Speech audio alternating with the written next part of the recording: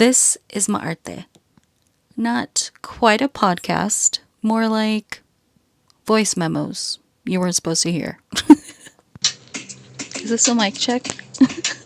Because I'm just having such a good time.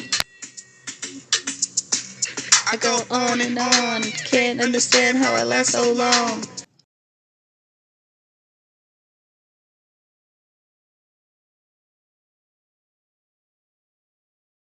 Whether this is your first episode or you've been here since I nervously uploaded the first episode, I just want to thank you for finding your way here.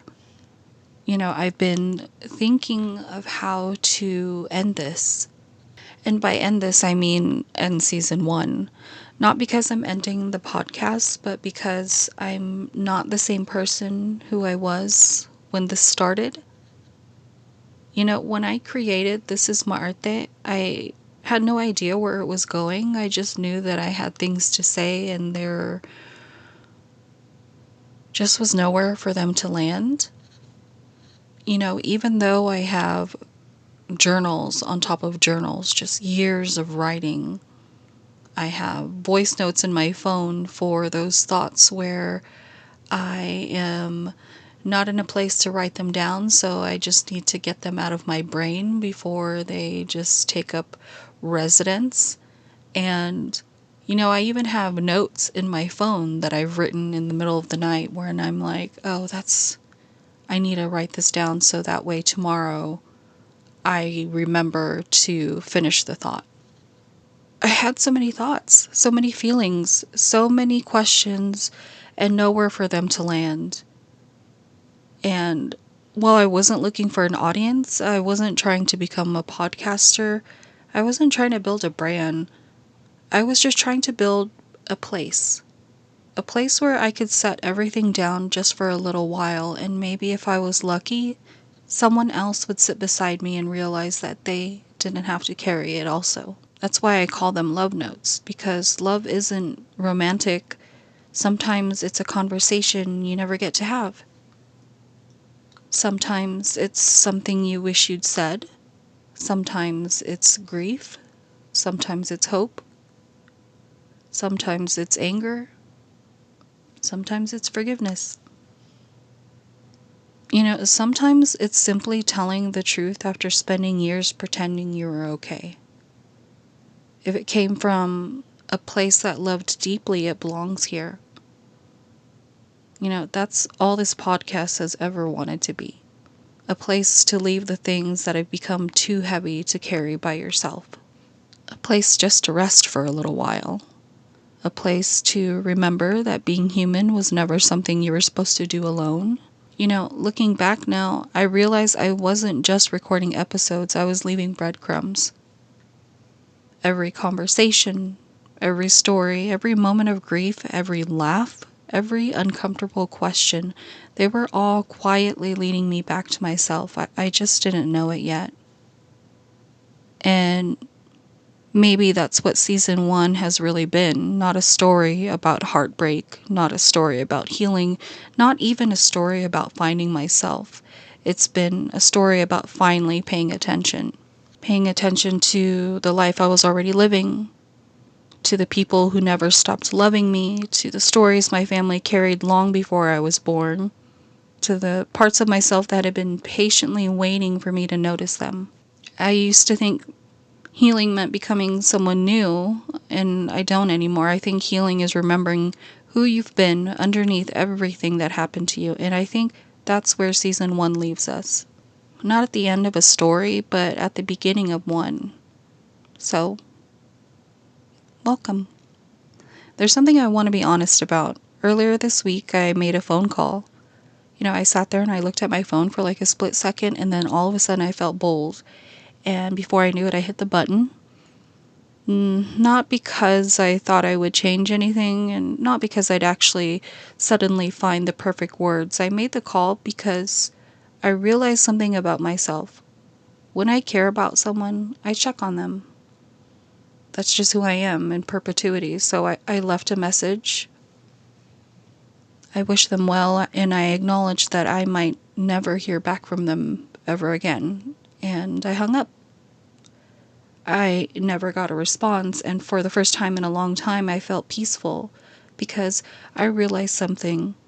That call wasn't about hearing another person's voice, it was about hearing my own. It was about knowing that I had shown up in a way that I could be proud of. I wasn't chasing, I wasn't convincing, I wasn't bargaining. I was simply acting in alignment with the kind of person that I am and will continue to be. And no response could ever take that away from me. Sometimes closure is not a conversation. Sometimes closure is realizing you've already said everything that needed to be said. The silence that follows, it doesn't belong to you anymore. It belongs to someone else. And my responsibility, it ended when I hung up the phone. What happened after, it wasn't mine to carry anymore. Now, am I still sad? Fuck yeah, I'm still sad. I cried about it, like days after. But, I'll probably cry again about it because grief doesn't disappear just because you've decided to move forward. And I don't want it to. Grief has taught me too much. It would be easy to look back at that relationship and only remember how it ended, and I don't want to do that. Because, even though it broke my heart it broke my heart in a way that I don't think has ever been broken before. At the same time, it revealed me. And, I didn't expect that. I've experienced heartbreak before. And I've loved before. I've lost people before. But this was different. This was the first time I actually found myself asking, why? Why is this affecting me like this? I wasn't asking, like, why did this happen? But what is this trying to show me? And that question changed everything. It made me lean into therapy differently. It made me become more curious about my own mind. It made me stop trying to fix the pain and start trying to understand it. It taught me that healing isn't getting back to who you were before. Sometimes healing is meeting the version of yourself that was waiting underneath all of it. And, for that, I'm grateful. People might hear that and think I'm still holding on, but I've just reached a place where gratitude exists alongside grief. They don't cancel each other out. They sit at the same table, and if there's a life after this one, I hope our paths cross again. Not because I'm waiting for another chance, but because some people come into our lives to stay, and some people come into our lives to introduce us to ourselves. And, I think that's one of the greatest gifts another human being can give you.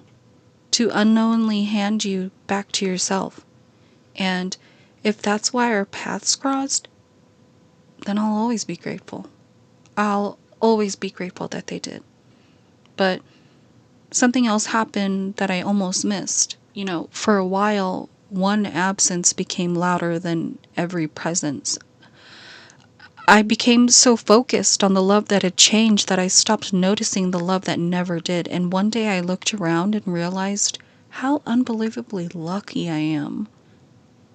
I have people who love me, people who have stood beside me through every version of myself, people who understand that life gets busy, that months can pass, and somehow when we find our way back to one another, the love is exactly where we left it. And, it doesn't ask me to earn it. It doesn't keep score.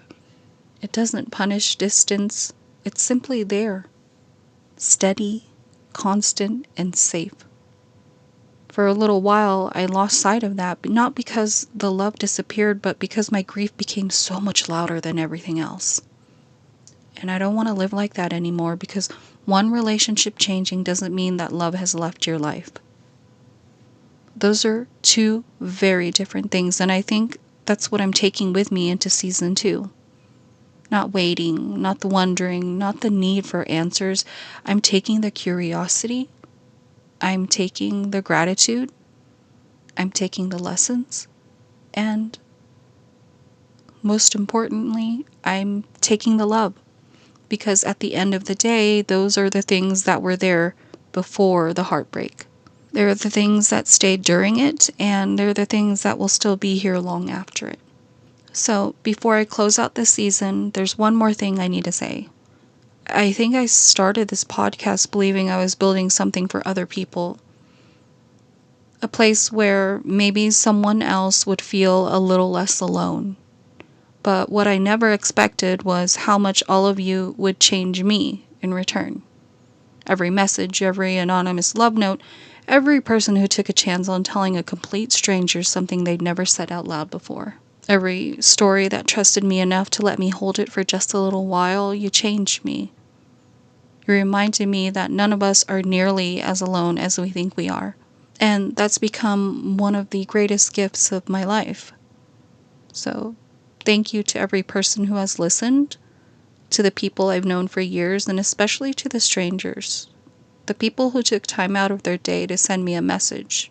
The people who told me I put words to something they'd never been able to explain. Because they reminded me that this podcast was never really about me. It was about building a place where people could land. Where you didn't have to perform. Where you didn't have to have everything figured out. Where you could put something heavy down for just a little while. And maybe even borrow someone else's words until you found your own. That's become my favorite part of this entire journey, just watching complete strangers recognize pieces of themselves in stories that started out as mine. That's community, that's connection, that's love.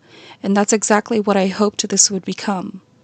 Every love note that's submitted to this podcast is anonymous. I don't know your name, I don't know where you live, and I want to keep it that way. Because I never wanted this to be a place where people felt like they had to edit themselves before they spoke. I wanted it to be a place where honesty mattered more than identity. Where you didn't have to worry about how someone might perceive you. Where you could simply tell the truth. Just raw, unfiltered, human. I've always believed that the most honest things we'll ever say are the things we never expected anyone else to hear. So thank you for trusting me with those pieces of yourselves. I don't take them lightly, and I never will.